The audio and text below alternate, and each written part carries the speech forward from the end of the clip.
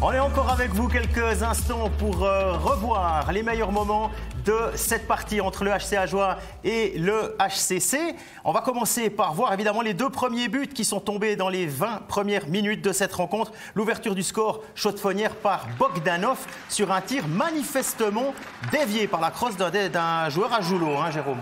Oui, manifestement dévié, comme Doug nous l'a dit avant. Moi, j'ai l'œil de lynx. Le gros point noir sur cette séquence-là, c'est comme le défenseur à Joulot ne s'occupe absolument pas de Lou Bogdanov dans le slot. Parce que effectivement, pour Wolf, c'est très compliqué. Si le shoot est dévié, il y a peu de chances de pouvoir vraiment contrôler son rebond. Et là, on enchaîne avec le 1-1 de Schmutz. Wraparound en deux temps.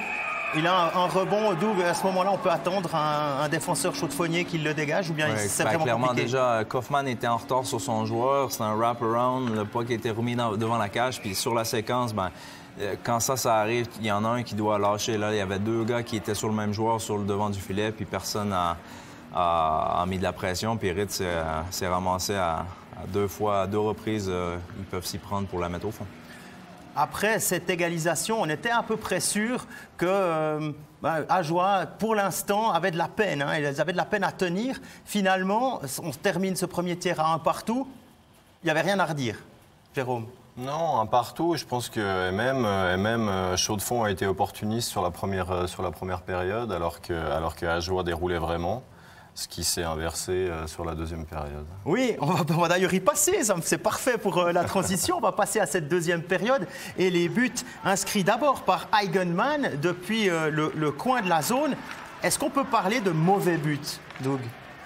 Non, mais là, clairement, c'est un tir de la pointe masqué. Ritz ne pouvait pas grand-chose. Chaud-de-Fonds a joué très conservateur. Ils ont joué sur le devant du filet. Ils ont laissé tourner Ajoie le long des bandes. Puis... là, sur la séquence, un petit peu trop de temps pour le défenseur, là, pour Eigenmann, de prendre son tir qui a trompé la vue de Ritz. Bon, on peut relever le fait que Voirol a fait une déviation qu'il aurait pu s'éviter. Ça a vraiment compliqué l'affaire de son gardien. Clairement, oui. Ouais, et puis là, on voit déjà le but égalisateur de Kaufman. On pense à un moment que Carbis a touché, finalement non. C'est Kaufman qui aura le but sur cette action-là, même si, à mon sens, peut-être, est-ce qu'il ne voulait pas passer ce puck? Il voulait le passer, bien évidemment. Il reste peu de temps dans la période. Ils sont en supériorité numérique. Il essaie de forcer le fait d'amener ce puck devant la cage. Un rebond chanceux, ça rentre. Bonne lucidité de Lémon, comme je l'avais expliqué, là, de laisser passer ce puck parce qu'il est à égalité. Moi, je pense qu'elle a été déviée par le défenseur là, à Joulot, puis que Carbis n'a pas de point sur la séquence. En tout cas, quand on voit l'angle de la passe et puis comment il finit dans le but, forcément, il y a quelqu'un qui l'a touché. Si ce n'est pas Carbis, le but va à Kaufman. C'est logique. Troisième tiers. On était à 2-2 après 40 minutes. Et puis peut-être que Thierry Paterlini parlera deux mots concernant les arbitres parce qu'il y a eu 2 powerplays à Joulot de suite. Et c'est finalement Hazen qui trouve le fond du filet. Hein. En magnifique séquence, là, comme on le répète, mais Bastien Pouilly, quel coup d'œil. Mais ça a commencé déjà avant la passe derrière la cage, je pense, de Hazen à DeVos. Ritz était déjà battu sur la séquence. Il y avait eu un monstre boulot. Puis là, les Chaud-de-Fonds étaient complètement à la ramasse devant le goal. Là, ils ne savaient plus comment il s'appelait. Ouais, 6 minutes, hein. Ça aura duré cet avantage à Joulot jusqu'à l'égalisation de qui? De Tim Kaufman, encore un homme dont on le rappelle n'aura pas de contrat à Chaud-de-Fonds l'année prochaine. Là, comme on l'a expliqué Jérôme tout à l'heure, un 2 contre 1 fabriqué de toutes pièces avec de la vitesse et puis un magnifique finish du revers. Tout le timing sur cette séquence de jeu est parfait. Encore une fois, on parle du regroupement en zone médiane. Kaufman a eu le temps de prendre toute sa vitesse. Le puck est arrivé sur Geitungsburger exactement au bon moment. Il a pu la délivrer à Kaufman qui était pleine vitesse dans le centre. C'est une pièce parfaite. Une pièce parfaite qui a permis d'arriver jusqu'aux prolongations. Et puis, après ces prolongations stériles, on a dû passer par la série de tirs au but, une série de tirs au but qui a vu Ajoie sortir vainqueur et Matteo Ritz être battu 2 fois par la même feinte. On voit celle de Meder qui offre la victoire au HC Ajoie. Doug, peut-être un petit mot sur le fait de se faire battre 2 fois la même chose dans une série de pénaltys. Matteo Ritz, c'est un gardien que je connais très bien pour l'avoir eu à Lausanne.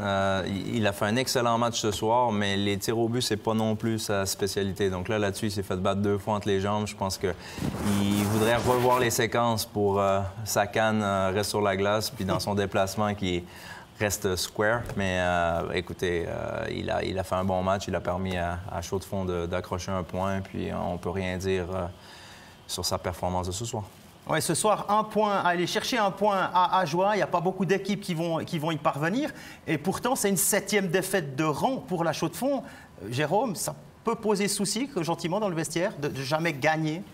Alors, c'est tout le temps un gros problème si on n'arrive pas à gagner, parce que même en ayant bien joué, effectivement, ils n'arrivent pas à sortir avec 2 points ce soir. Arrivé au penalty, je pense qu'on était assez d'accord pour dire que les probabilités étaient plus du côté d'Ajoie que du côté de Chaux-de-Fonds, surtout après avoir perdu Kaufmann aussi.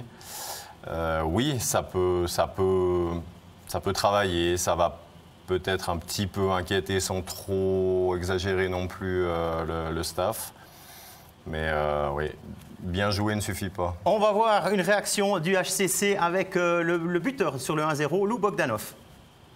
Lou Bogdanov, est-ce qu'on arrive à quand même retirer pas mal de positifs dans un match qui a une défaite, mais vraiment tout n'est pas jeté ce soir?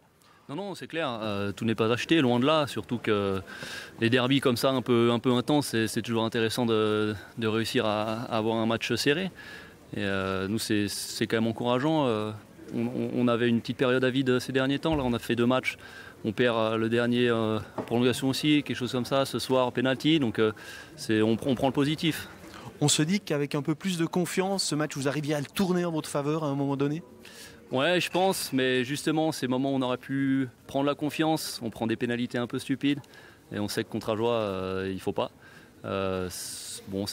Tout n'est pas acheté, comme on a dit. On a fait quand même un match très solide, donc on est quand même assez content. Mais maintenant, il va falloir gagner pour atteindre ces playoffs. Il faut gagner, je n'ai pas regardé les résultats de ce soir, mais surtout que la position dans laquelle on était, c'est très serré, les taux se resserrent. Chaque point est important, on en prend un ce soir, c'est bien, c'est pas assez. Il va falloir faire mieux les prochains matchs pour se positionner le mieux possible au classement. Merci bien. Merci à vous, bonne soirée. À bientôt. Bonne soirée. Voilà, ça c'était pour une réaction du côté des perdants. On a aussi une réaction du côté des gagnants. C'est le défenseur Bastien Pouilly qui est au micro de Régis Cerf. Bastien Pouilly, c'est une victoire à l'arraché, j'ai envie de dire. Adversaire qui vous a mené la vie dure tout au long des 65 minutes. Ouais, je pense qu'il faut laisser du crédit à Chaux-de-Fonds ce soir. Et puis que c'était difficile pour nous. On se bat un peu nous-mêmes parce qu'on a l'avance 2 fois. Mais on va la chercher au pénalty, puis on a encore un gros team ce soir. Il y a des moments où l'équipe a des creux, si j'ose dire. En tout cas, on la sent moins constante peut-être qu'à une période de la saison. Ouais, je pense, mais on joue aussi beaucoup de matchs ces temps. Et puis c'est clair que pendant des matchs, des fois, on perd un peu le momentum. Mais je pense qu'on a du caractère. Puis ce soir, on va le chercher comme ça. C'était peut-être le derby le plus compliqué à gagner depuis le début de la saison, à part celui où vous étiez mené 3-0.